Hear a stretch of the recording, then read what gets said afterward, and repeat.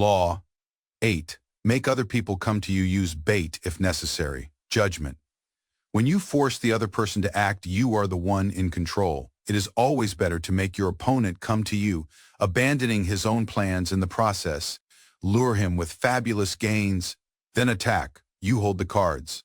Observance of the law. At the Congress of Vienna in 1814, the major powers of Europe gathered to carve up the remains of Napoleon's fallen empire. The city was full of gaiety, and the balls were the most splendid in memory. Hovering over the proceedings, however, was the shadow of Napoleon himself. Instead of being executed or exiled far away, he had been sent to the island of Elba, not far from the coast of Italy. Even imprisoned on an island, a man as bold and creative as Napoleon Bonaparte made everyone nervous. The Austrians plotted to kill him on Elba, but decided it was too risky. Alexander I, Russia's temperamental czar, heightened the anxiety by throwing a fit during the Congress when a part of Poland was denied him. "Beware, I shall loose the monster," he threatened. Everyone knew he meant Napoleon. Of all the states, men gathered in Vienna, only Talleyrand, Napoleon's former foreign minister, seemed calm and unconcerned. It was as if he knew something the others did not.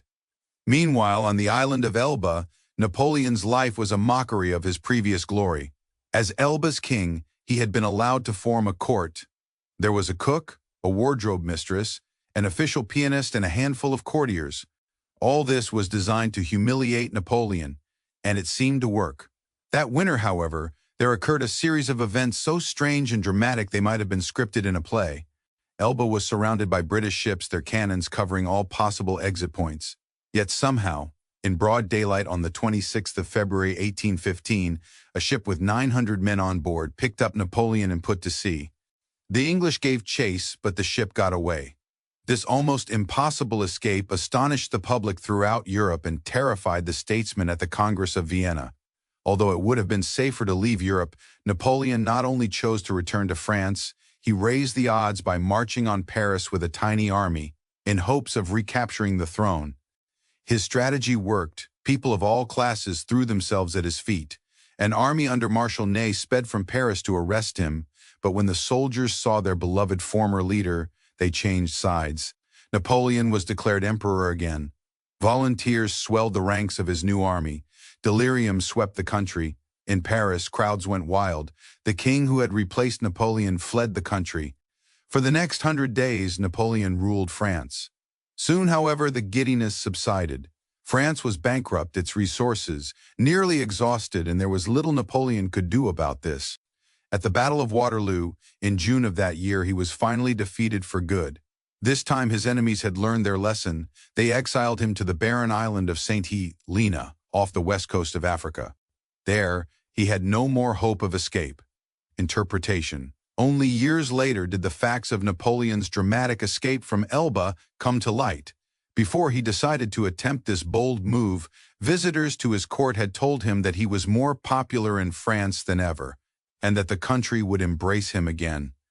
One of these visitors was Austria's General Kohler, who convinced Napoleon that if he escaped, the European powers, England included, would welcome him back into power. Napoleon was tipped off that the English would let him go, and indeed his escape occurred in the middle of the afternoon in full view of English spyglasses. What Napoleon did not know was that there was a man behind it all, pulling the strings, and that this man was his former minister, Talleyrand. And Talleyrand was doing all this not to bring back the glory days, but to crush Napoleon once and for all. Considering the emperor's ambition unsettling to Europe's stability, he had turned against him long ago. When Napoleon was exiled to Elba, Talleyrand had protested. Napoleon should be sent farther away, he argued, or Europe would never have peace. But no one listened. Instead of pushing his opinion, Talleyrand bided his time. Working quietly, he eventually won over Castlereagh and Metternich, the foreign ministers of England and Austria. Together, these men baited Napoleon into escaping. Even Kohler's visit to whisper the promise of glory in the exile's ear was part of the plan. Like a master card player, Talleyrand figured everything out in advance. He knew Napoleon would fall into the trap he had set. He also foresaw that Napoleon would lead the country into a war, which, given France's weakened condition, could only last a few months. One diplomat in Vienna, who understood that Talleyrand was behind it all, said, "He has set the house ablaze in order to save it from the plague. When I have laid bait for deer, I don't shoot at the first doe that comes to sniff, but wait until the whole herd is gathered round." Otto von Bismarck, 1815 to 1898. Keys to power. How many times has this scenario played itself out in history? An aggressive leader initiates a series of bold moves that begin by bringing him much power. Slowly, however, his power reaches a peak and soon everything turns against him. His numerous enemies band together trying to maintain his power. He exhausts himself going in this direction and that, and inevitably, he collapses. The reason for this pattern is that the aggressive person is rarely in full control. He cannot see more than a couple of moves ahead, cannot see the consequences of this bold move or that one. Because he is constantly being forced to react to the moves of his ever-growing host of enemies and to the unforeseen consequences of his own rash actions, his aggressive energy is turned against him. In the realm of power, you must ask yourself, what is the point of chazzing here and there, trying to solve problems and defeat my enemies, if I never feel in control?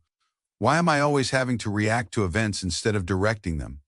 The answer is simple. Your idea of power is wrong. You have mistaken aggressive action for effective action.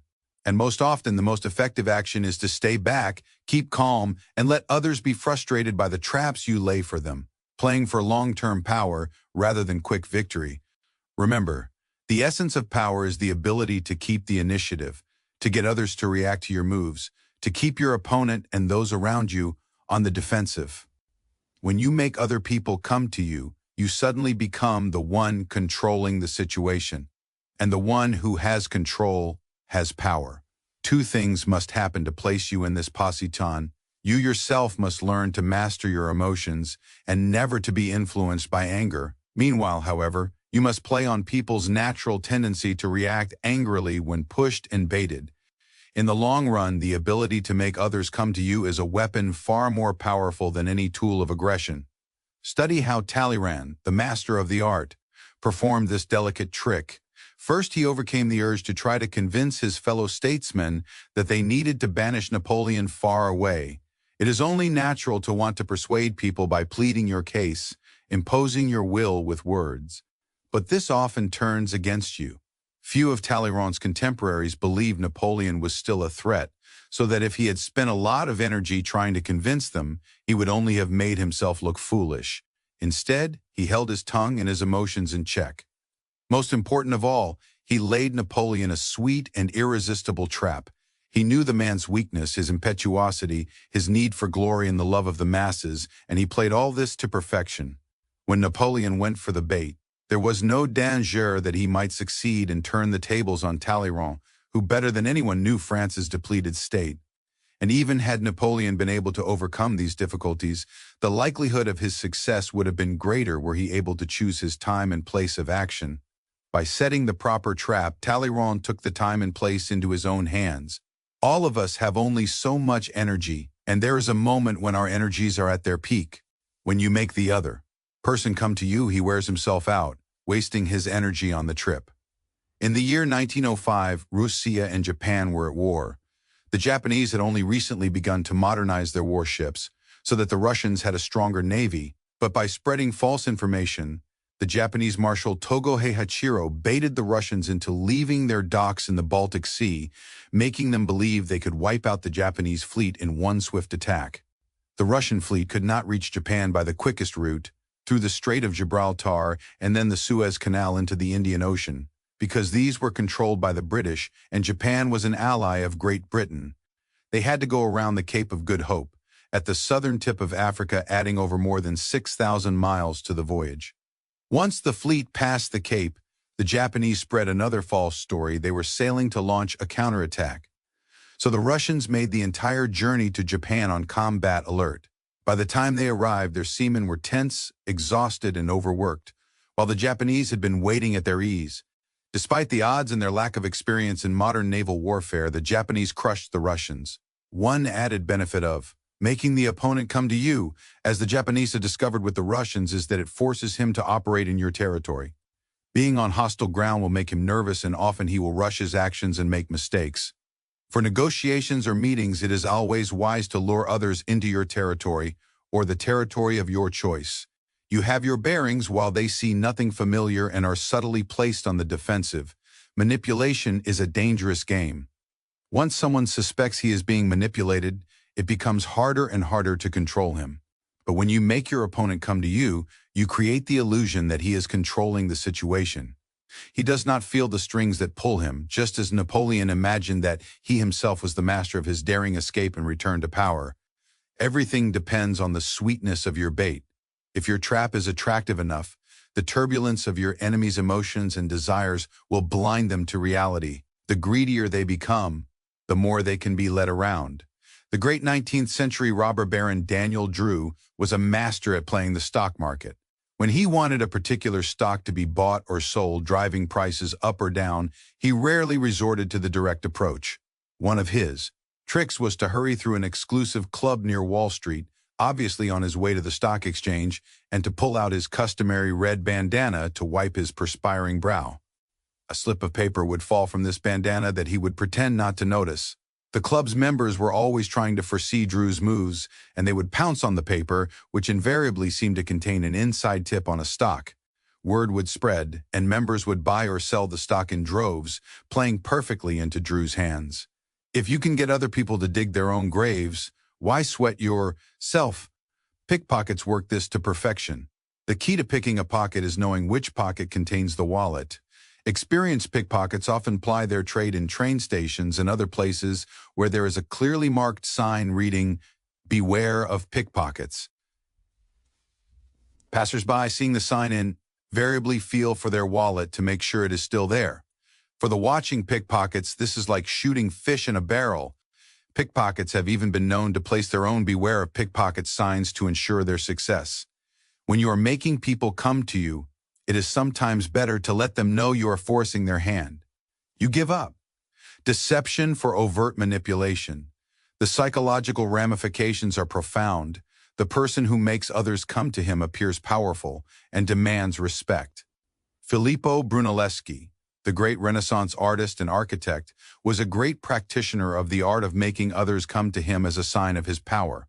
On one occasion, he had been engaged to repair the dome of the Santa Maria del Fiore Cathedral in Florence. The commission was important and prestigious. But when the city officials hired a second man, Lorenzo Ghiberti, to work with Brunelleschi, the great artist brooded in secret. He knew that Ghiberti had gotten the job through his connections and that he would do none of the work and get half the credit. At a critical moment of the construction, then, Brunelleschi suddenly developed a mysterious illness. He had to stop work, but pointed out to city officials that they had hired Ghiberti, who should have been able to continue the work on his own. Soon it became clear that Ghiberti was useless, and the officials came begging to Brunelleschi. He ignored them, insisting that Ghiberti should finish the project, until finally they realized the problem. They fired Ghiberti. By some miracle, Brunelleschi recovered within days. He did not have to throw a tantrum or make a fool of himself. He simply practiced the art of making others come to you. If on one occasion you make it a point of dignity that others must come to you and you succeed, they will continue to do so even after you stop trying. Image, the honeyed bear trap. The bear hunter does not chase his prey. A bear that knows it is hunted is nearly impossible to catch and is ferocious if cornered. Instead, the hunter lays traps baited with honey. He does not exhaust himself and risk his life in pursuit. He baits, then waits. Authority, good warriors make others come to them and do not go to others. This is the principle of emptiness and fullness of others and self. When you induce opponents to come to you, then their force is always empty. As long as you do not go to them, your force is always full. Attacking emptiness with fullness is like throwing stones on eggs. Zhang Yu, 11th century commentator on the art of war. Reversal. Although it is generally the wiser policy to make others exhaust themselves chasing you, there are opposite cases where striking suddenly and aggressively at the enemy so demoralizes him that his energies sink. Instead of making others come to you, you go to them, force the issue, take the lead. Fast attack can be an awesome weapon, for it forces the other person to react without the time to think or plan. With no time to think, people make errors of judgment and are thrown on the defensive. This tactic is the obverse of waiting and baiting, but it serves the same function. You make your enemy respond on your terms. Men like Cesare Borgia and Napoleon used the element of speed to intimidate and control. A rapid and unforeseen move is terrifying and demoralizing. You must choose your tactics depending on the situation. If you have time on your side and know that you and your enemies are at least at equal strength, then deplete their strength by making them come to you. If time is against you, your enemies are weaker, and waiting will only give them the chance to recover. Give them no such chance. Strike quickly, and they have nowhere to go. As the boxer Joe Louis put it, he can run, but he can't hide.